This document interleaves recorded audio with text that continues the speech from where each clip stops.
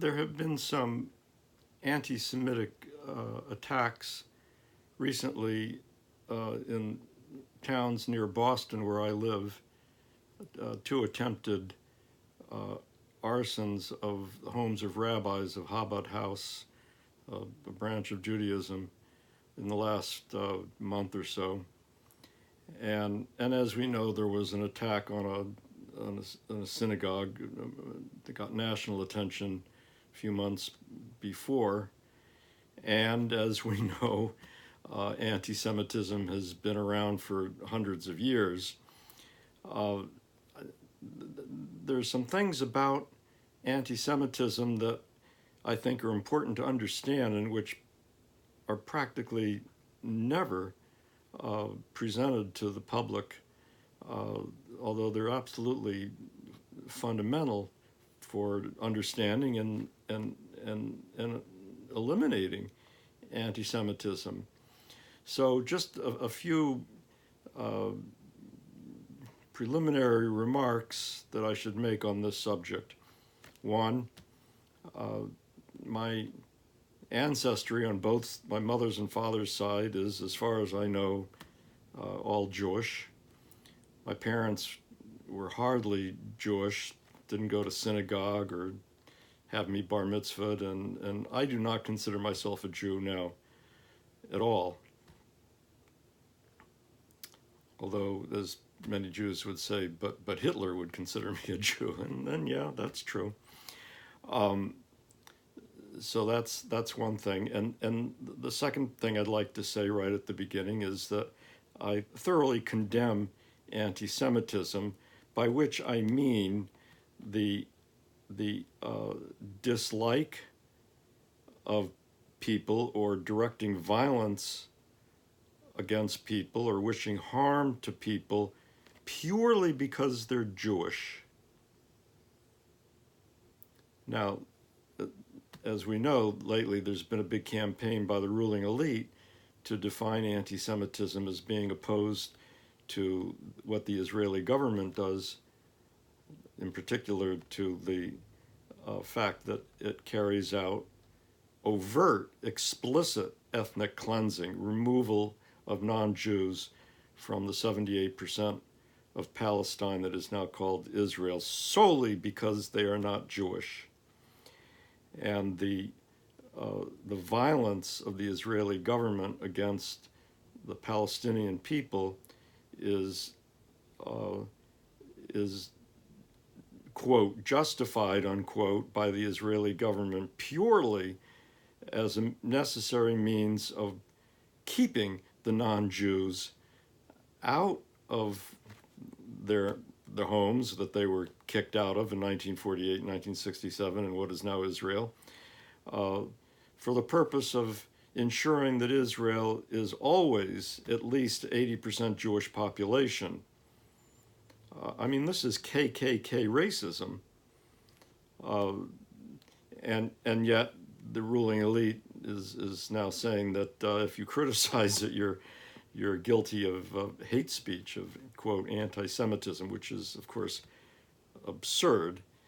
And a third point I should make, although I'm not going to dwell on it here, but you can read my writings about it, is that the ethnic cleansing of non-Jews to keep Israel at least 80% Jewish and the violence that's used to enforce that.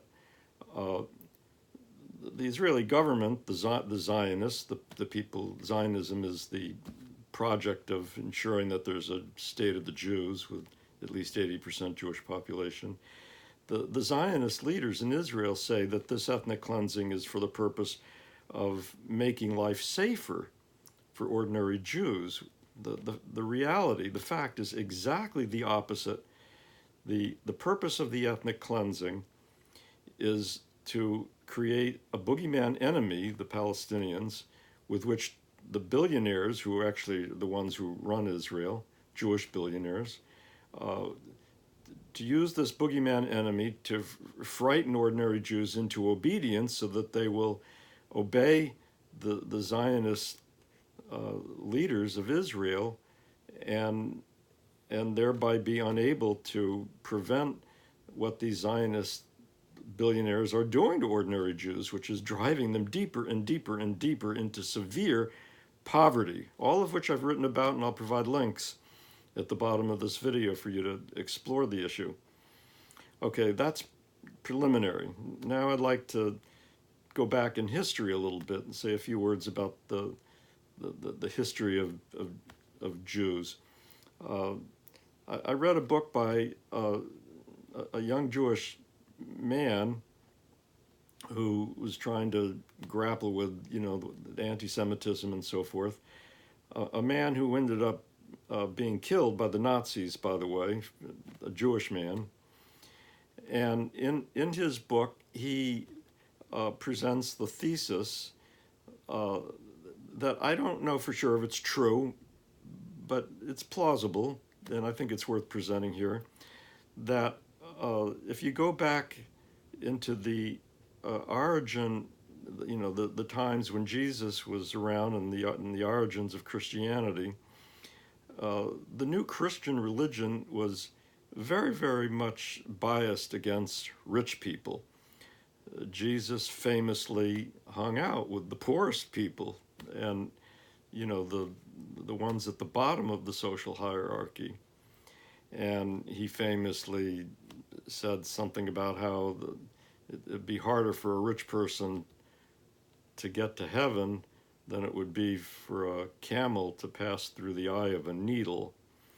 And Jesus famously, overturned the tables of the money changers and so forth. So in the early days of Christianity, there was a strong bias against wealth and people who dealt in money. And keep in mind that back then, most people did not deal in money at all because most people were peasants.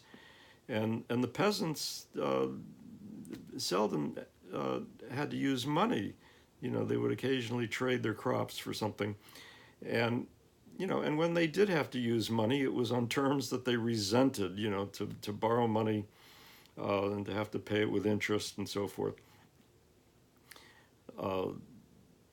And to be in terrible shape if there was a crop failure and, to lose the farm and so forth.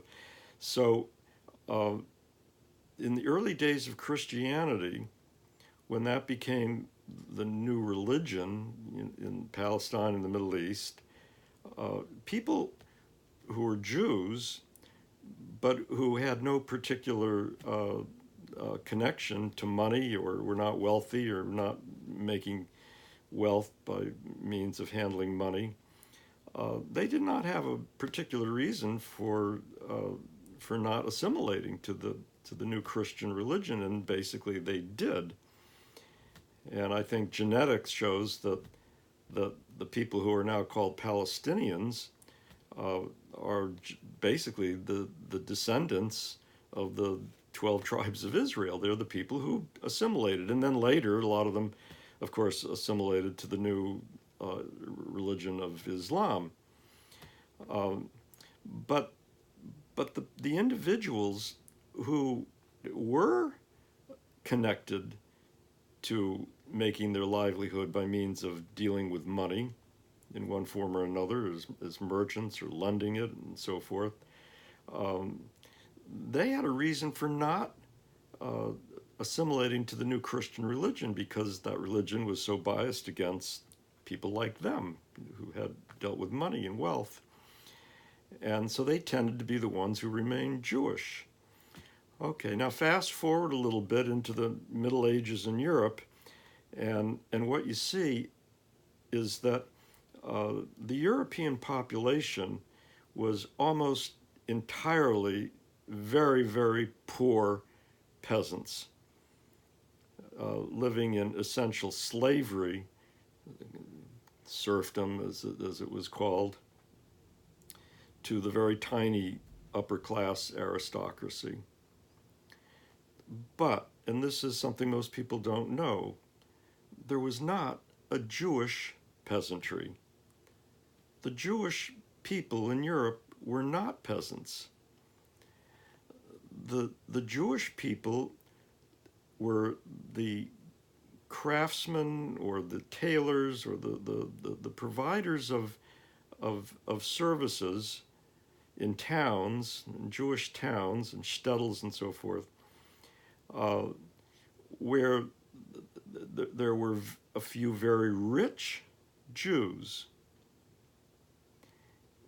Now, how did those rich Jews get rich? Well, the answer is that the rich Jews were closely allied with the upper class. Now, partly this has its origin in the fact that the upper class needed bankers and people to lend them money, and because of the nature of the hostility of Christianity to that, it was very convenient to have Jews be money lenders and bankers and so forth, and even merchants. And so the upper class had a very symbiotic, mutually beneficial relationship with these very wealthy Jews. And one of the striking examples of this is in Poland in the 1600s. These wealthy Jews uh, had this kind of relationship with the upper class aristocrats. The upper class aristocrats owned vast tracts of land on which there were these peasant serfs. And the serfs were basically slaves. They were not that different from the chattel slaves in the American South. And the aristocrats were their masters. But the aristocrats didn't want to hang out on the land and be involved in actually controlling the peasant slaves and dealing with that. They would lease these vast tracts of land to rich Jews. And the rich Jews would have the lease on the land for a certain stated period of time. And during that time, the rich Jew wanted to make as much money as possible before the lease was up. And that meant that the rich Jew would do almost anything to extract as much wealth from the labor of the peasants as possible. And so for the peasants in Poland and the part that became Ukraine, the most immediate visible enemy that they had were these rich Jewish individuals who were treating them horribly. Well, in the 1600s and around 1645, there was this famous uprising of the population. It was part of an independence movement to make Ukraine independent of Poland, and it was an uprising of the peasantry. Now, Jews are taught about this uprising, the Chemlinsky pogrom, as it's called, because the Jewish leadership today wants Jews to think that anti-Semitism is innate in non-Jews, i.e. Gentiles, that it's always going to be there and nothing can be done about it. It's there for mysterious, unexplainable reasons. It's just innate, like in the DNA of non-Jews. And so they teach Jews, in the Sunday school lessons and so forth in the synagogues about the Chemlinsky pogrom. Now, until the Hitler state-orchestrated killing of Jews, the Chemlinsky pogrom was probably the largest killing of Jews. And in contrast to the Nazis, in which it came from the state, the Chemlinsky rebellion was indeed a rebellion of ordinary peasants, and they killed, the estimates vary because it was a long time ago, but some of the estimates are in the hundreds of thousands of Jews. It was indeed horrible. Ordinary Jews, not just the rich Jews. There weren't that many rich Jews. But I read a book by a Jewish survivor of the Holocaust that goes into this in some detail. And what he points out is that what Jews are not taught is that the peasants who murdered many ordinary Jews, wrongly so, I'm not suggesting otherwise, they murdered even more of the Polish aristocracy and upper class and the Polish Catholic clergy, who was very much an ally of the upper class. And they committed even more horrible crimes, burning people alive and burying them. I mean, you can read in what I post below and see the book and read the details. But what the peasants did to the non-Jews, who they perceived as their enemy, because they were in fact their enemy, they were the upper class that was exploiting them, was even more horrible than what they did to the Jews, who they perceived as the enemy because of what I just said about how their experience with Jews was that the Jews were the ones who were directly oppressing them.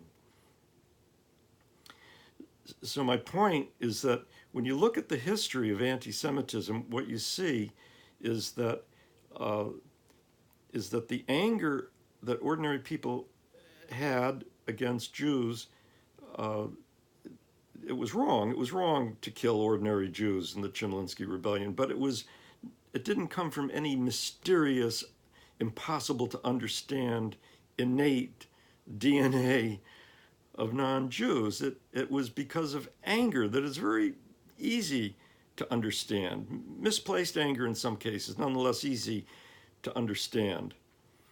And the general theme of anti-Semitism is that there is a Jewish upper class, and this upper class has to control and dominate ordinary Jews.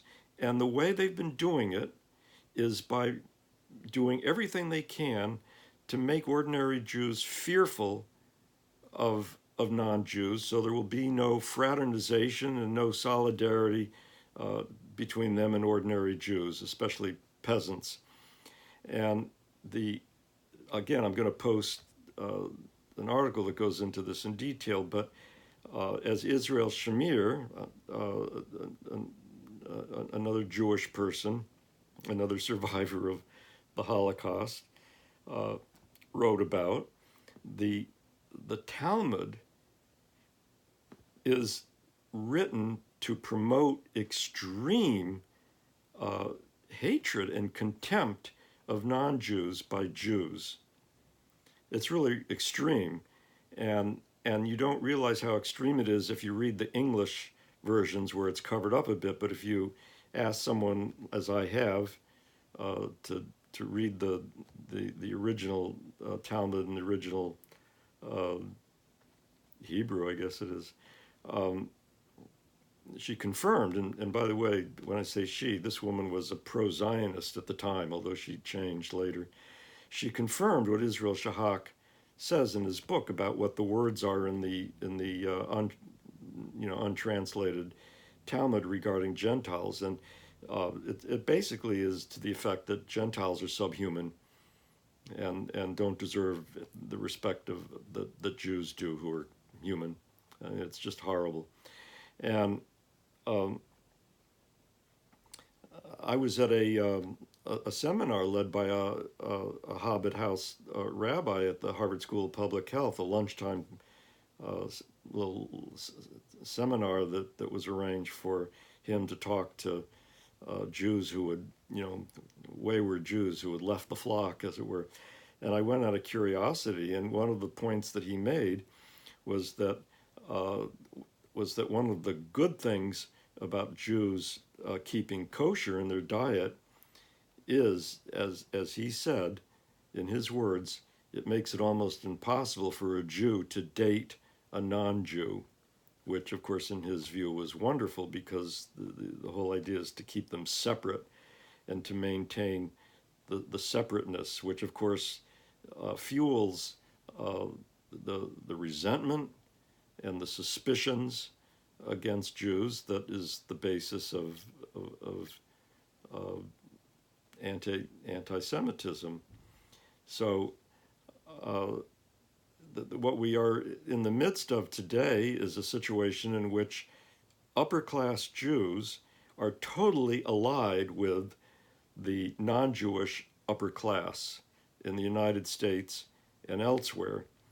And as I've written and will post links to below, the Israeli Zionist project of ethnic cleansing that creates a boogeyman enemy with which to control ordinary Jews also is valuable to the non-Jewish American upper class because it creates a boogeyman enemy that they now use to replace the communist boogeyman enemy as the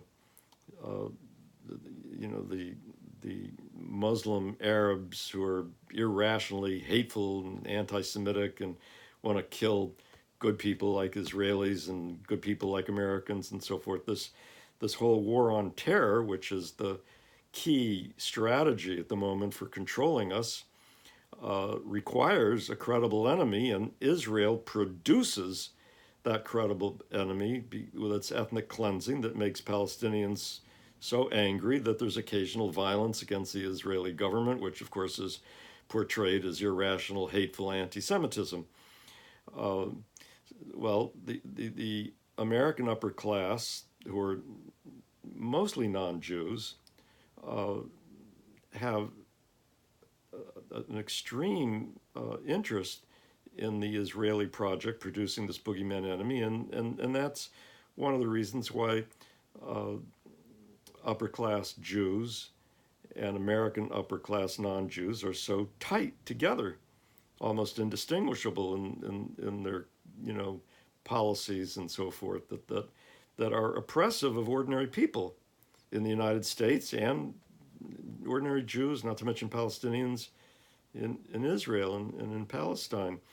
So there's going to be a lot of anger at Jews, and that's why, for example, in Charlestown, was it where the big right-wing demonstration was, where the woman was killed? One of the chants was Jews will, what was it? Something, it was Jews will not remove us, I think was that is. The Jews are linked in the minds of many with the oppressive things that the upper class is doing to ordinary people. If the most important thing that ordinary Jews can do to defeat anti-Semitism is to rise up against their upper class Jewish leaders, condemn them for their alliance with an upper class that is oppressing ordinary people, and go out of their way to ally with and fraternize with non-Jews, and to break the efforts of the Jewish upper class to keep Jews separate with kosher laws and so forth from non-Jews. Okay, I'm going to stop here. I hope that if you think what I'm saying is interesting and want to hear more such videos, you will subscribe. The more subscribers I get, the more I'll be encouraged to keep making these videos. Thank you very much.